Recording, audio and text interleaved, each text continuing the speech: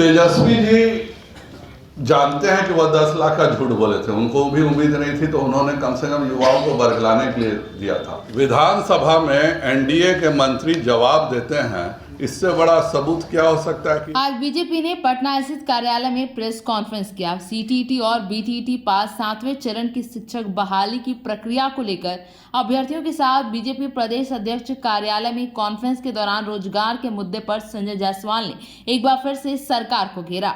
प्रदेश अध्यक्ष संजय जायसवाल ने कहा कि 2020 के बिहार विधानसभा चुनाव के वक्त हम लोगों ने वादा किया था कि किस प्रकार हम लोग नौकरी देंगे। शिक्षा बहाली को लेकर एनडीए सरकार द्वारा दी गई थी, लेकिन सरकार बदल गई। शिक्षक बहाली प्रक्रिया सरकार ने अब तक शुरू नहीं किया। बीजेपी के प्रदेश अध्यक्ष ने कहा कि शिक्षा अभियान को लेकर बिहार विधानसभा में जो शिक्षा मंत्री हैं, विपक्ष में रहकर एससीईटी और बीटीईटी के लिए सवाल किए गए थे, आज वही सरकार में हैं। संयोग से शिक्षा मंत्री चंद्रशेखर जी हैं, लेकिन बहाली की प्रक्रिया पर कुछ नहीं बोलते। बहाली की प्रक्रिया को लेकर हम लोग नीतीश कुमार पर दबाव भी बनाते थे, उनके मन में पाप थी, इसलिए बहाली की प्रक्रिया को टालते रहे। आइए सुनते हैं बीजेपी प्रदेश अध्यक्ष संजय जायसवाल को उन्होंने प्रेस कॉन्फ्रेंस के दौरान और क्या कुछ कहा, आप भी सुने।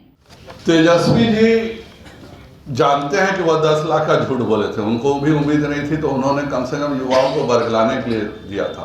हम वह विवाद राजनीतिक विवाद है, वह हम राजनीतिक रूप से निपटेंगे, लेकिन जो 2,34,000 सरकारी नौकरियां और उसी के ये जो 30,000 नौकरियां बांटी गई हैं, उसी का एक हिस्सा वह हम सब पहले दे दिए थे और दोनों ने मिलकर दिया था, और उसी को दोबारा तेजस्वी जी के पास दिखाने के लिए किया जा रहा है। एक चूंकि दोनों दल का आपस में विलय होना है, माननीय नीतीश जी को जाना है, आश्रम में जाके राजद के नेताओं को ट्रेनिंग देनी है, तो उसको देने से पहले वह तेजस्वी जी को सभी पुराने नौकरियों का चेहरा दिखा दे रहे हैं कि देखो 2020 के बाद इनको हमने भाजपा के साथ नौकरी दिया था, आप भी इनसे जाकर जो मानसिकता होती है वो वैसा सोचता है, मुझे उस पर कुछ नहीं कहना है। लेकिन आप उप मुख्यमंत्रियों का भवन खाली करने के बारे में बोल रहे हैं।